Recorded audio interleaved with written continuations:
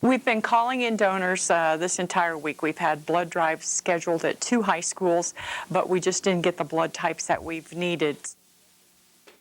Baum Memorial Hospital Blood Bank issues an alert today. A part of their blood supply critically low. Now they're asking for your help. It's 9:30. Good evening. I'm Josh Woodsman. And I'm Amy Barnett. The Blood Center says it desperately needs O positive and B positive blood. Today, hospital officials say they're well below what they need. We think the supply is low because there have been a lot of colds and flu going around, and people who normally would have donated just haven't been able to do so. To donate, you can go to the Ball Hospital's blood bank weekdays from 8 a.m. to 6 p.m. on the second floor. The address is 2401 University Avenue. Well, it's official. Ball State will be the first university to sponsor charter schools in state history. Beginning next year, Ball State will sponsor 7 charter schools from around the state.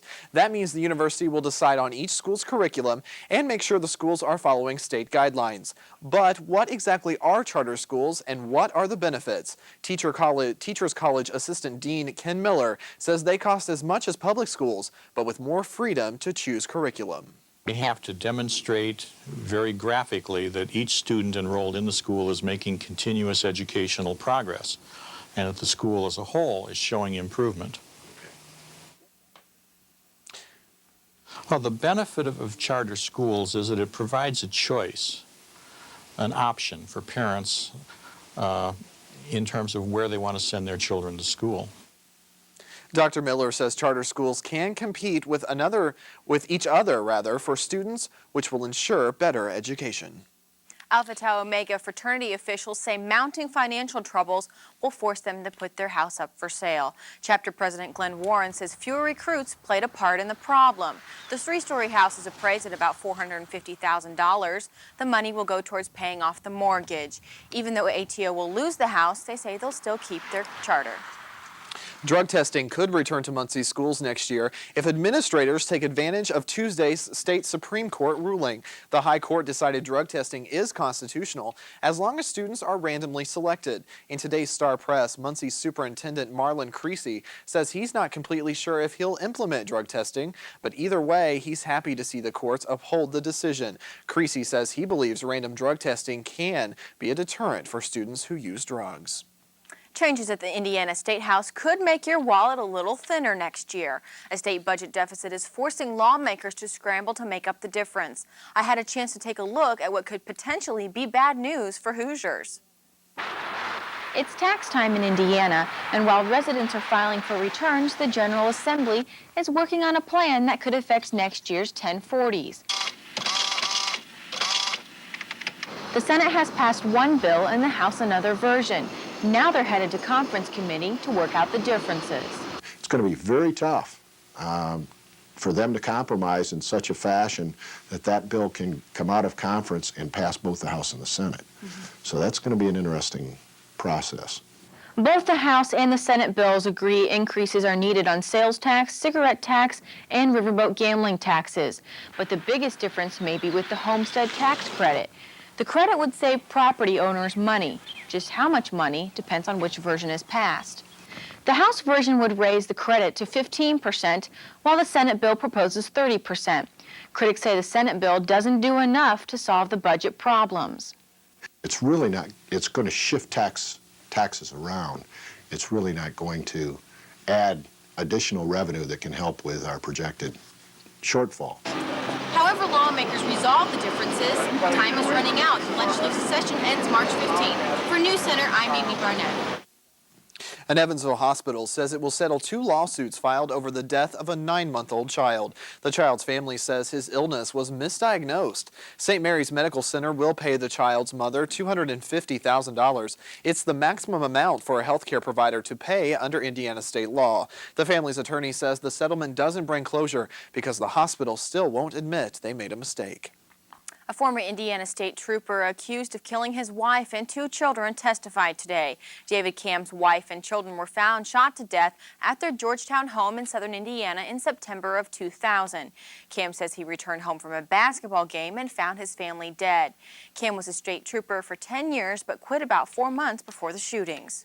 An Elkhart man who admitted participating in a race-based murder will serve 85 years in prison. Alex Whitmer was driving when a passenger in his car used a rifle to fire a dozen shots at a black teen in 1999. The victim, Cecily Richardson, died as a result of the shooting. Whitmer will serve 65 years in prison for Richardson's murder. He will also serve 20 years for an unrelated armed robbery.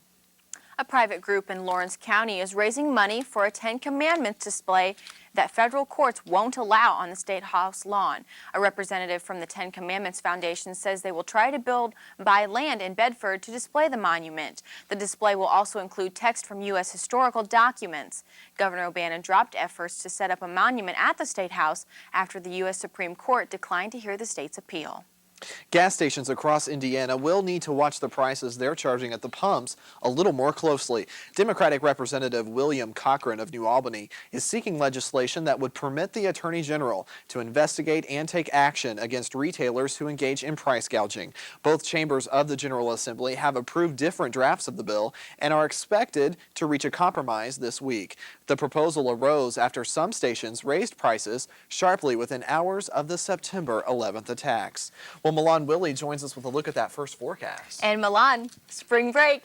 Yes. It's here. We're It's here. excited. The big thing that everybody wants to know about spring break. And what I did is I looked up some temperatures for you. As you see, Cancun would be 82 degrees. Now, you will have some cloudy skies in Cancun, but it still would be nice, reaching up to 82. Daytona Beach, 75. Aruba, 85. Key West, 79. And Muncie, if you have to stay here, it will be 65. So we'll be nice in Muncie for tomorrow for the people who are either traveling or staying here. Not too bad. Okay. Thanks. All right, thanks, Milan. From our partners at the Ball State Daily News, here are tomorrow's headlines tonight. The Malloy Slate questions the election board about the results of last week's Student Government Association elections. Plus, the University Senate Council discusses the minimum GPA requirements and course load changes. Also, adults and students can suffer from attention deficit disorder. All this and more in tomorrow's edition of the Ball State Daily News. Well, coming up at NewsCenter at 9:30, will UN weapons inspectors be allowed back into Iraq? We'll have the story. Also, an update on the intense fighting on the ground in Operation Anaconda. East Central Indiana's only live local newscast continues.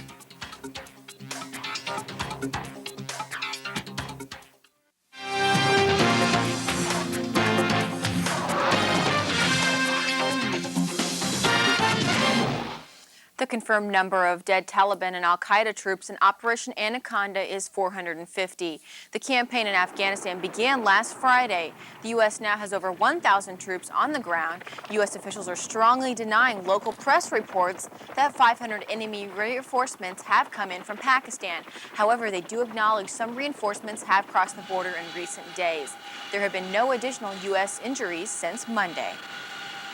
Iraq and the United Nations we're back at the table today talking weapons inspectors. They're the most intense talks this year. Today, U.S. officials renewed accusations that Iraqi leader Saddam Hussein is illegally trying to build up Iraq's military. The UN is now demanding he allow weapons inspectors to return to Iraq before UN sanctions are lifted. No breakthroughs were reached today.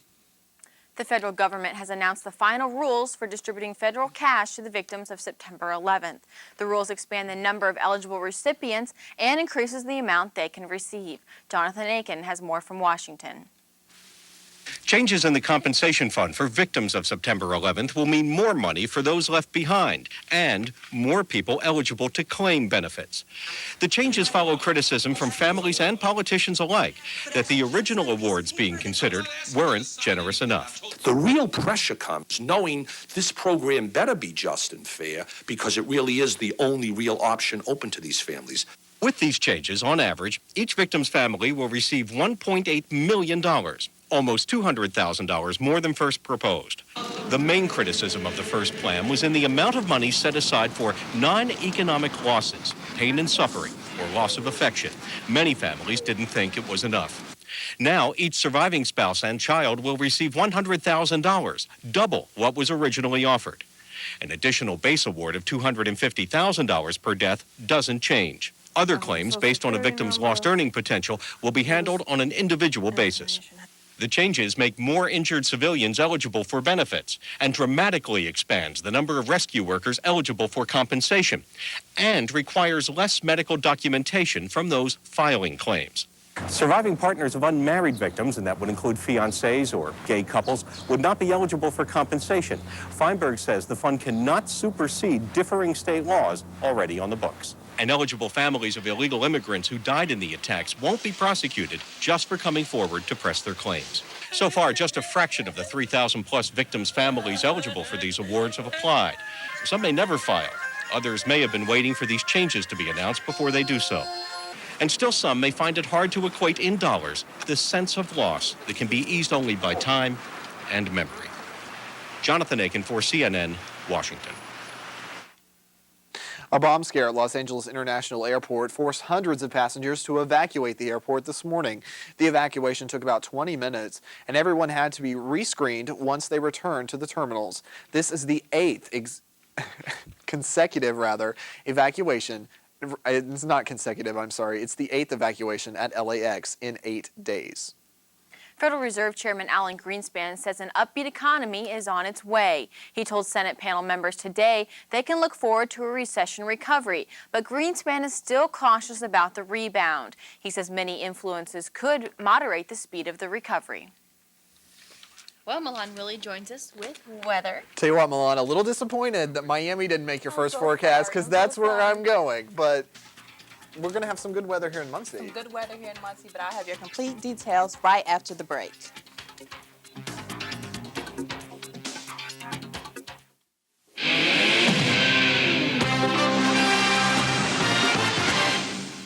We had a beautiful day today with our temperatures well above normal. Our high topped out at 64 degrees. Our normal high is at 47. Our low is at 44 this morning, and our normal low is at 30 degrees. As we take a look at our highs, we see the northern part of Indiana was slightly cooler than the southern part. We see South Bend and Fort Wayne stayed in the 40s for their highs. Lafayette got up to 64. Also Muncie 64. Indianapolis and Terre Haute 66. And Evansville topped off our map, getting up to 69 degrees. Now out there right now is partly cloudy with a temperature of 49 degrees, and our winds are south at 10 miles per hour. Now, as we take a look at our satellite here, we see most of the clouds are lying from the Great Lakes region, stretching over west, where they have been getting a lot of precipitation in their area. And as we take a look at our area, we see nothing really going on, just a few scattered clouds in our area for right now. Now, as we take a look at our radar, we can see that precipitation I was talking about and how it's stretching from the Great Lakes region, stretching on over west, and that's because of this low pressure system that was in their area and has moved through today. Now, as we take a look at for tonight, we see this low pressure system that's moving through, and because of this low pressure system, we may be getting some rain in our area for tonight, just a few scattered showers if we do get some, but I'm predicting no rain for tonight. It's going to be coming in Friday night leading into Saturday. Now, as we look at for our tonight for our lows, we see that the central part of the U.S. will be experiencing some 20s. Our areas will be experiencing some 40s, so well above normal for our lows for tonight.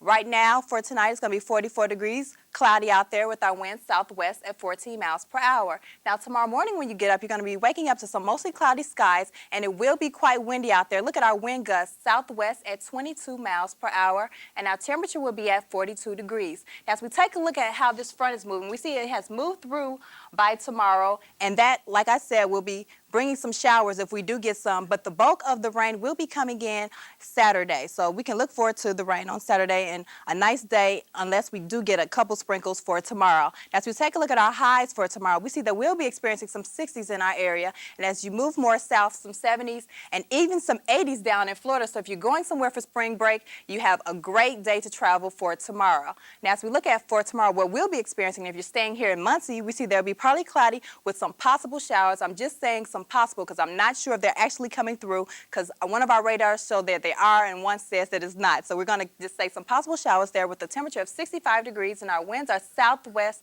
at 20 miles per hour. As we take a look at our 3-day there, we see the rain that is coming in on Saturday. Sunday and Monday, the rain will be out of our forecast with sunshine, and look at that temperature on Sunday. It will only be 35 degrees, but by Monday it will start to rise back up. So once we get through that low temperature, then we just rise back up on Monday to start off our week. Doesn't sound too bad. All right, thanks. We'll take it. Thanks, Juan. Okay. Mike Jansen joins us with a look at sports. Actually, we got a lot of basketball and even more basketball. It's March, imagine that. And we'll take a look at some action later on. Stay tuned.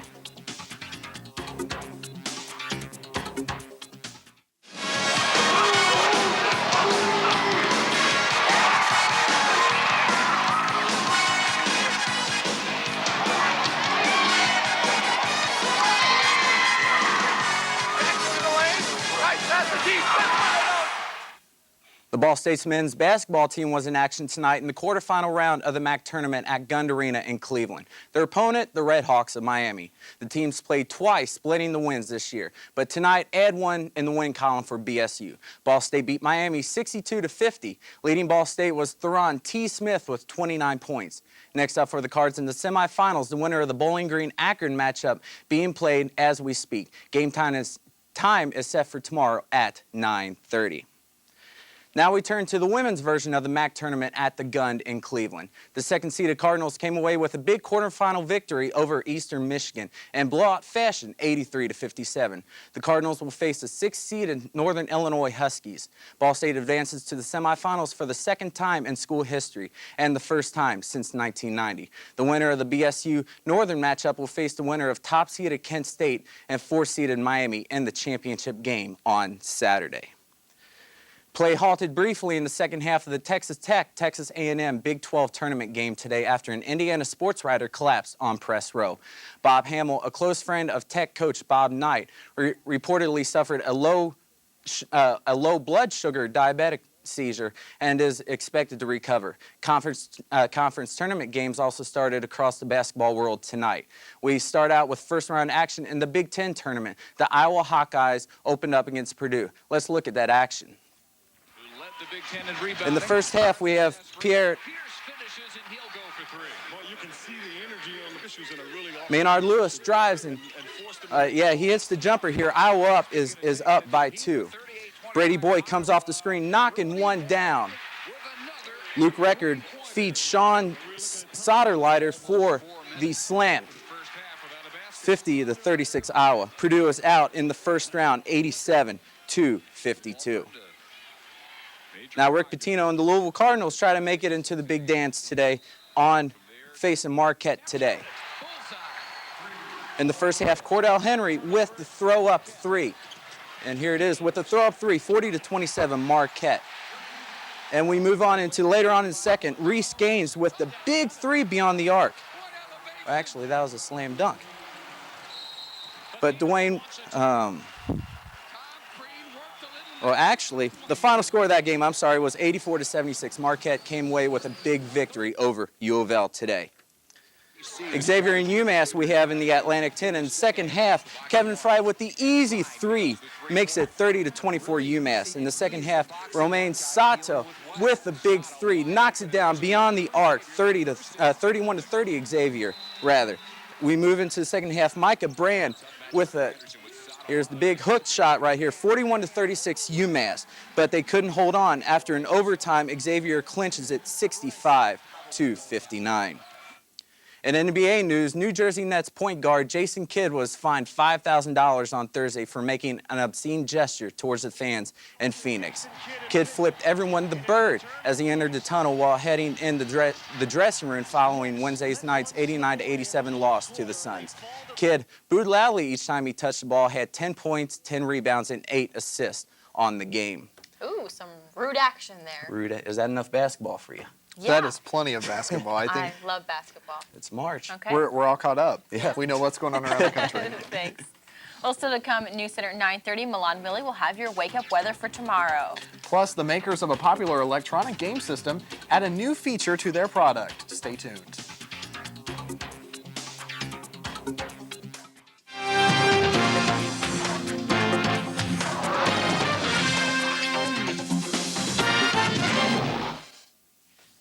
For tonight, it'll be cloudy out there with a temperature of 44, still above normal with our wind southwest at 14 miles per hour. And for our tomorrow, it'll be partly cloudy with possible showers at a high of 65.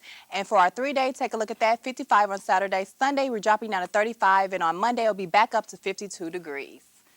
All right, definitely looks good, Milan.